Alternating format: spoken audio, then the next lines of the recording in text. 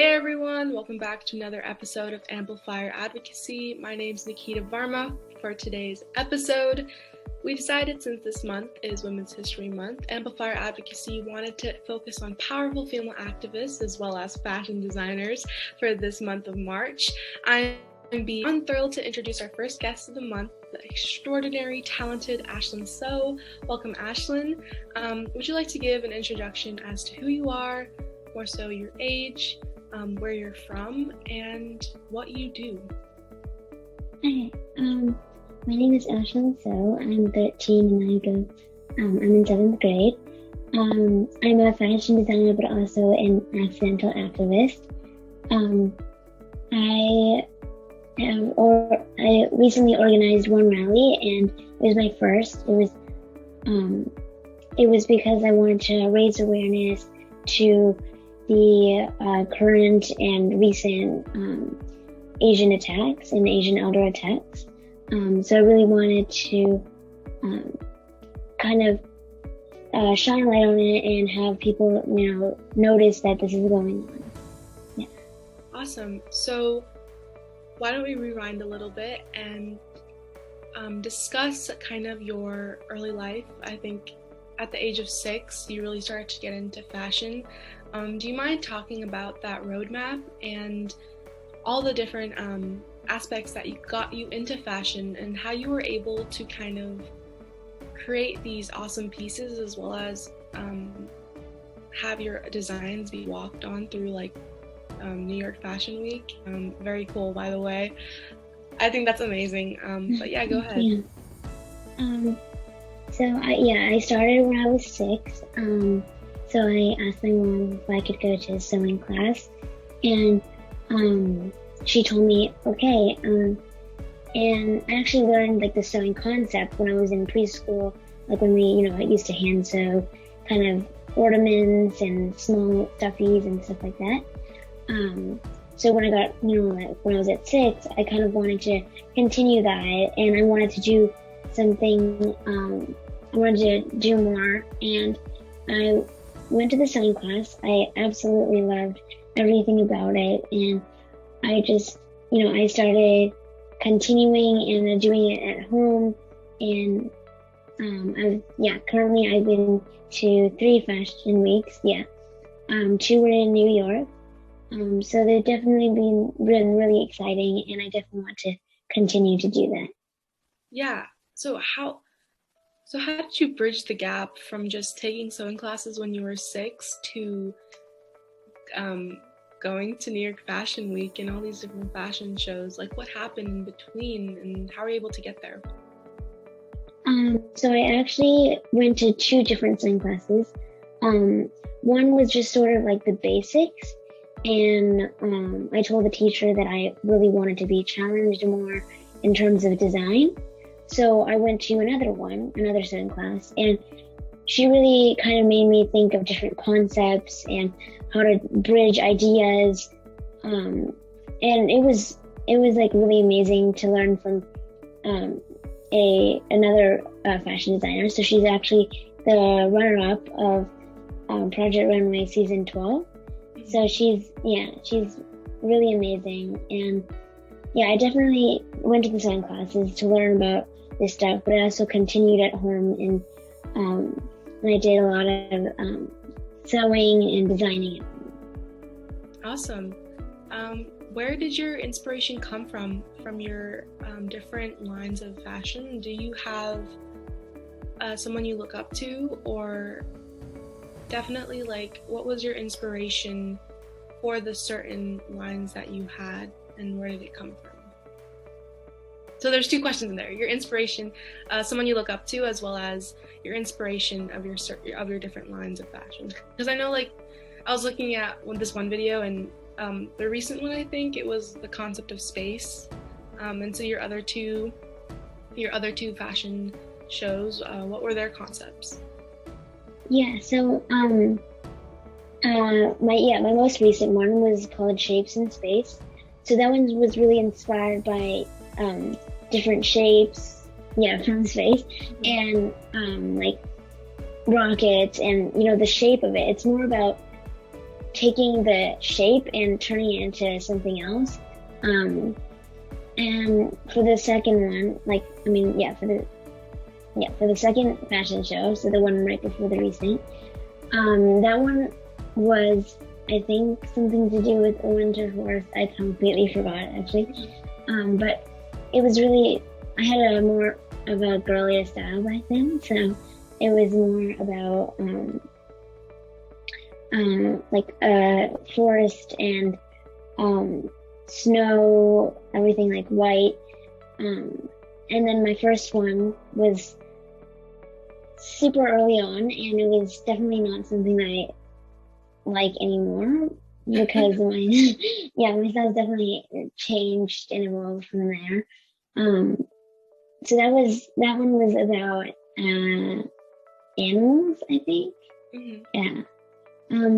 So like today, I don't have mostly I'm inspired by everyday objects. Like I take an object and look at the shape and everything, and it kind of develops into a design in my head.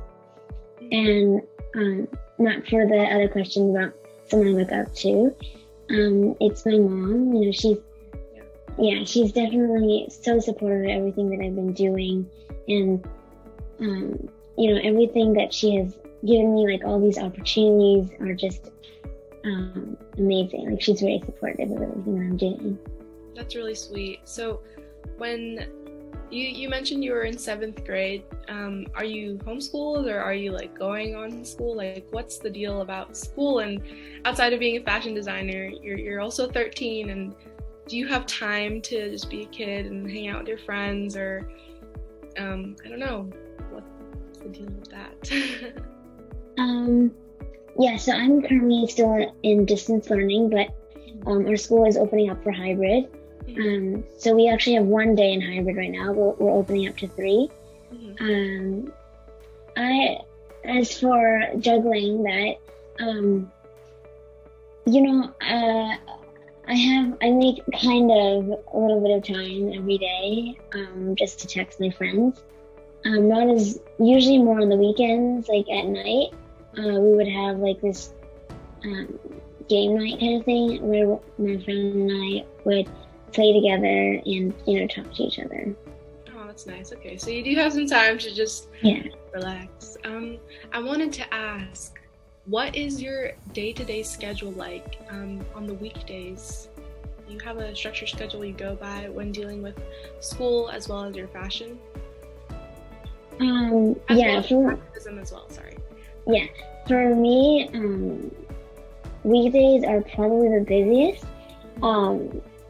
So I first, you know, go to school, and then I do homework, and after like homework, I would usually have interviews, and then after interviews, I would do activism work. So I'm actually currently planning my next step. So I do plan that. For fashion, I'm actually doing this. I'm combining activism and fashion together currently. So I'm gonna do merch and stuff. So that's currently still processing, and we're still planning that.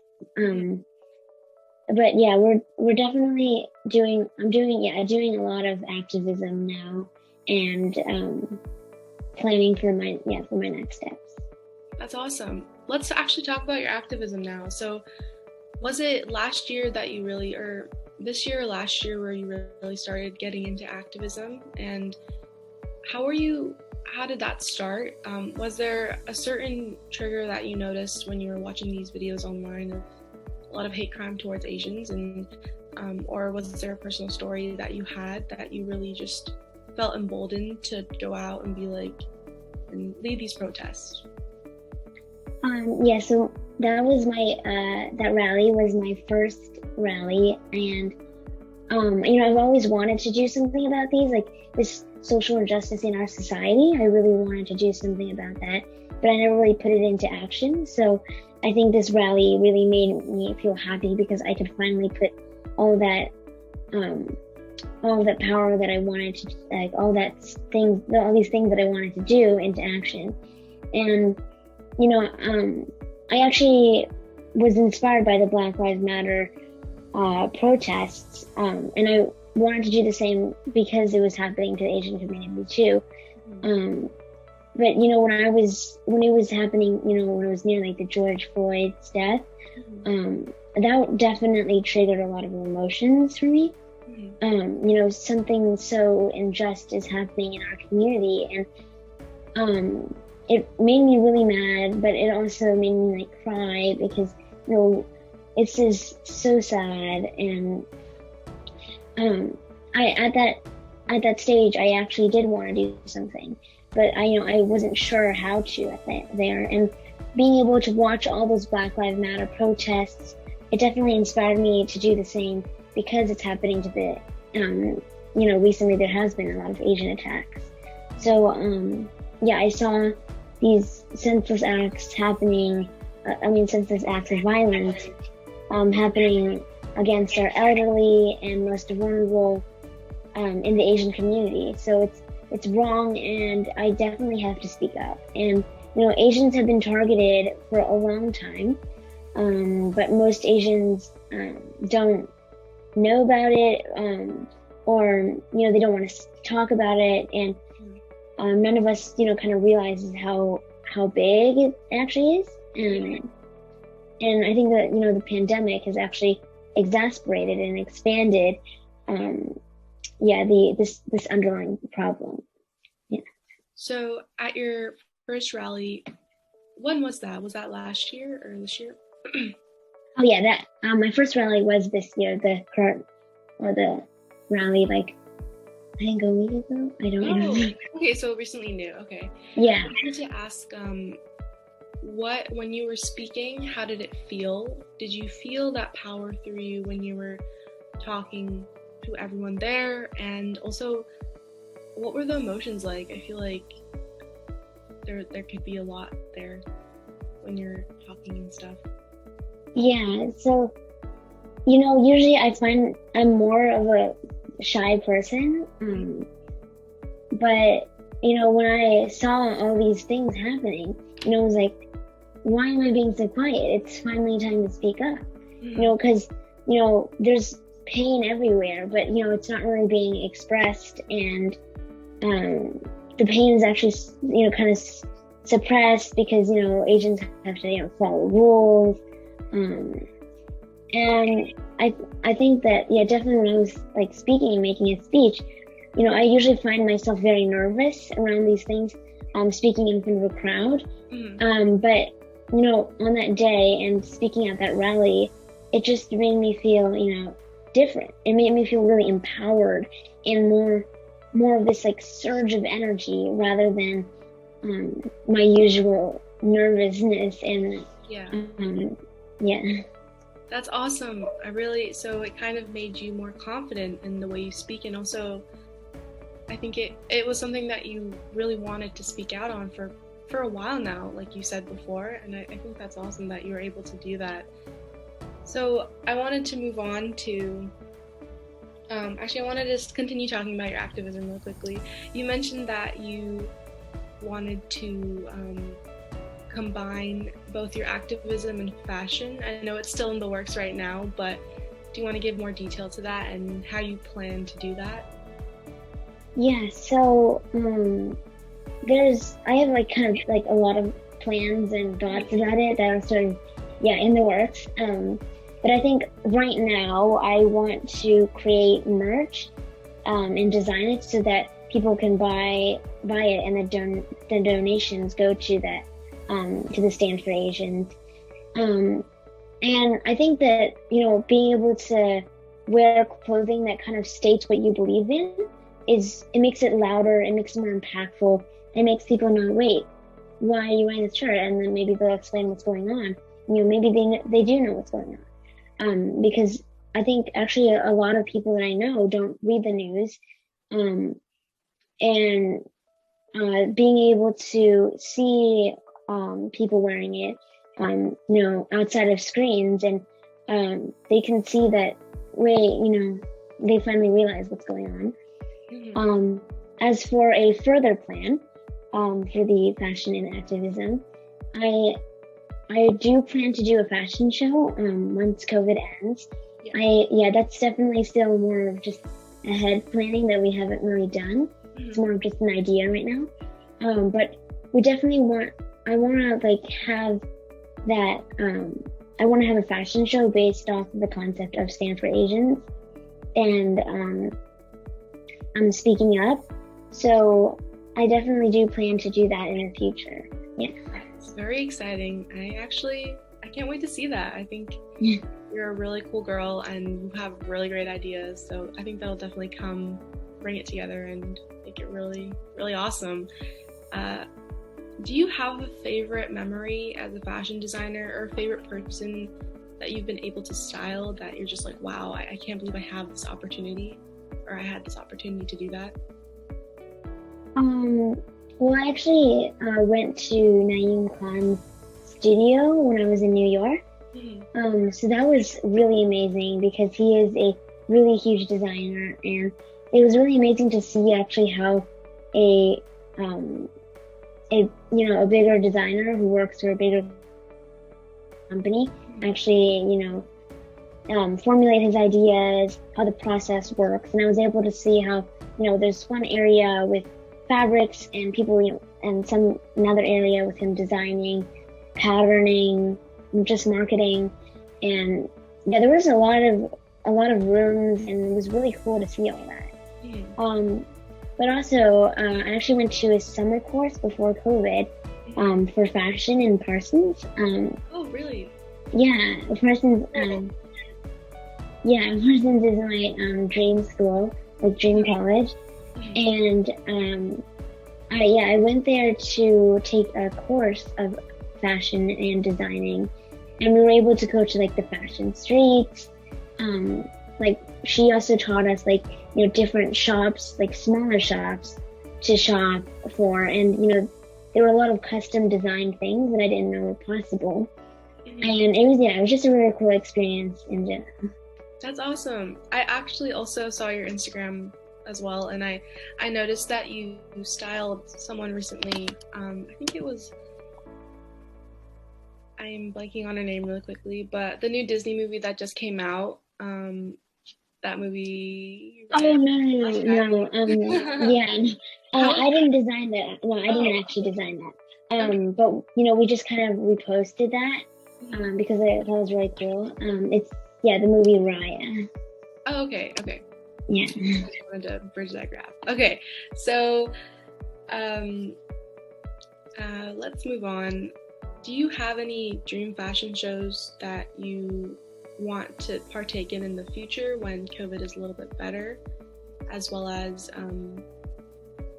other concepts that you have in mind for fashion? So you mentioned kind of like voicing your opinion on, or voicing your truth on what you wear or the activism, but do you have any other concepts that you are also in the works in? Well, this one's not really in the works. It was just a random idea I just thought of just now, but actually I've been thinking about it for a while. But anyways, I want to, like, when I'm older and definitely has a bigger company and everything, I definitely do want to start my own fashion show rather than attending someone else's. And and this, in this fashion show, we obviously sell tickets, and the funds would go to Stand for Asians. And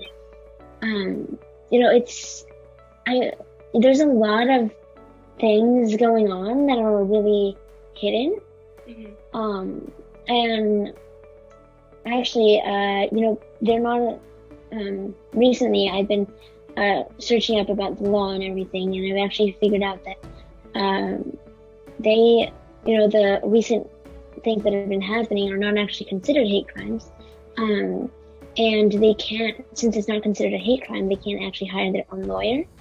So it's the DA, so it's the district attorney themselves. And I definitely do want to do something about that, change the way the law is and to expand the definition of a hate crime, because there's a lot of things that are going on that they think is not considered a hate crime because there was no verbal speech going on, or drawings or anything like that. So yeah, I definitely do want to continue with being able to do activism and fashion together. That's great. For you, what is the definition of a hate crime then? Like what you want to be like, okay, like if they don't consider it a hate crime, what is a hate crime that is actually the truth then? So I don't know if you guys, I'm pretty sure you guys know, but Vicha was one of the people who were murdered. So his case is not considered a hate crime. Mm-hmm. And we recently, actually yesterday, we talked to her daughter. His daughter, and she was, she was definitely, super sad about what was going on. But she also, she didn't, it wasn't considered a hate crime, which was really, it was really obvious that it was, though. You could see, so actually what she told me was that the man, was walking and he saw Vicha, and then he went up the hill and he went actually back down, rushing down just to push him, just so that he could have the power to push him. And he went right back up, grabbed his phone from his car, ran back up the hill, grabbed his phone from the car, took a picture, and then went back up. And the fact that he took a picture because, he wanted to show his girlfriend, hey, I killed this Asian elder man. And, that was crazy, It was intended. And I definitely do think that the hate crime should be expanded so that it doesn't, I think it currently does include elders. But since there was no verbal speech or drawings, they can't prove that it was a hate crime. So yeah, I was really confused about that too. Didn't he take a photo of it and Yeah, he did. Yeah. But they don't have the proof of that because it's on his phone. And I was thinking that if he did say that, hey, I killed this Asian outer man, that means he knew that it was an Asian outer, and he can't claim that he didn't know and it was just a random person. But if the girlfriend actually said that he did say it was an Asian elder, then it would be, I think. But I just think that it needs to be expanded so that if a person intended to do that, then it would still be considered a hate crime because he knew he was an elder, the way he walks. And yeah, it was just so unfair when it was so obvious, Definitely really unfortunate. My heart goes out to them and his family, definitely. So do you have another protest or rally you want to organize in the future, or is that also, I keep saying in the works, but is that something that you want to do as well in the future?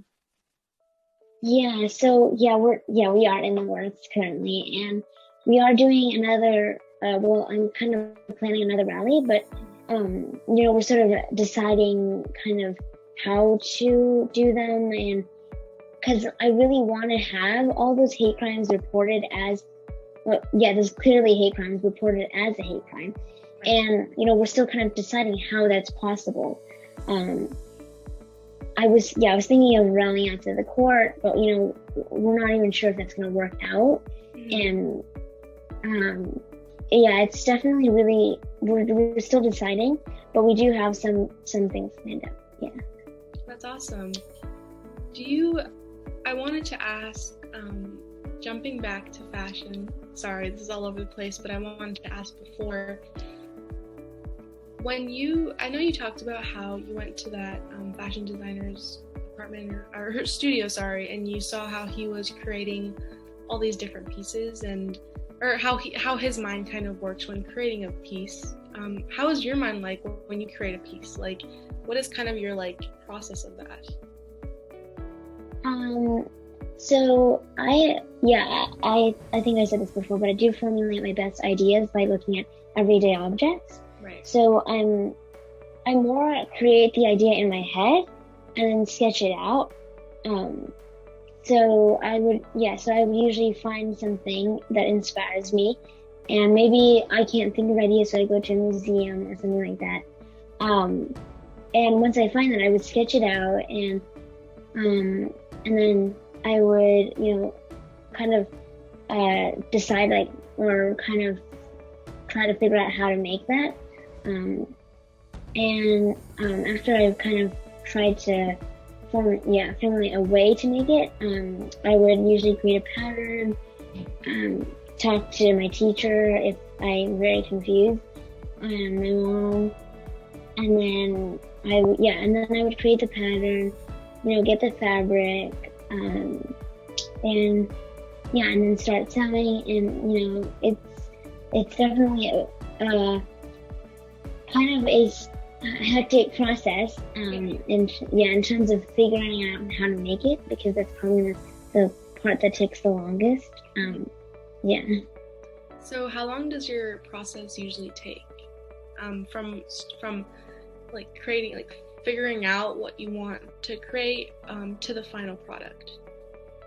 So it definitely depends on the piece. Like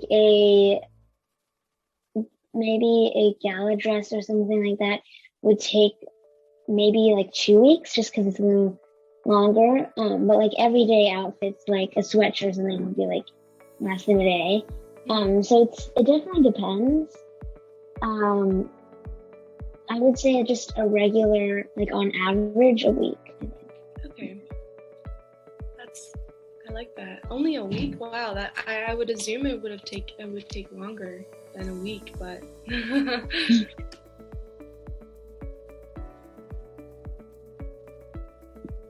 what is in the future for activist Ashlyn So and fashion designer Ashlyn So? What is something that you really are looking forward to in the future?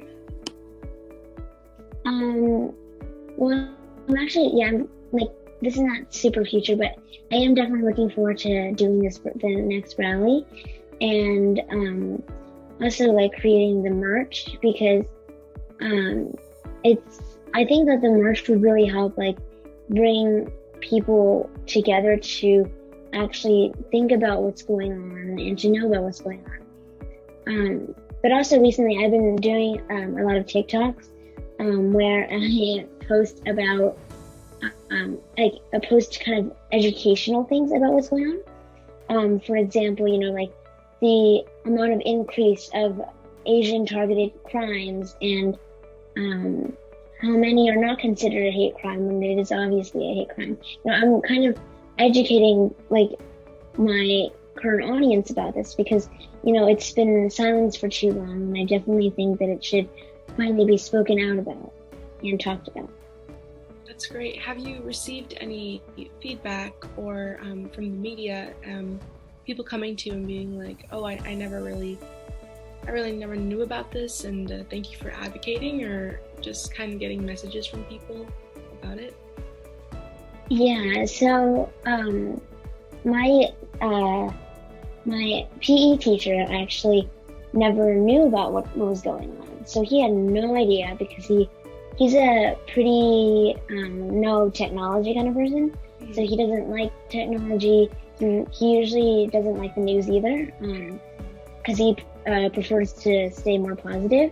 Mm-hmm. So he actually got a notification, I don't know how, but on his phone, and it said, it talked about, our rally, and he read about it, and he was like, wait, I had no idea this was going on, and he absolutely was confused, and like after reading the article and looking at the rally, he was like, oh my goodness, this is going on in our community. I had no idea, and this really shouldn't be happening. And I think that that's kind of our main idea from the rally, like, is to raise awareness, because a lot of people don't know about this, and especially youths too, and like the youth.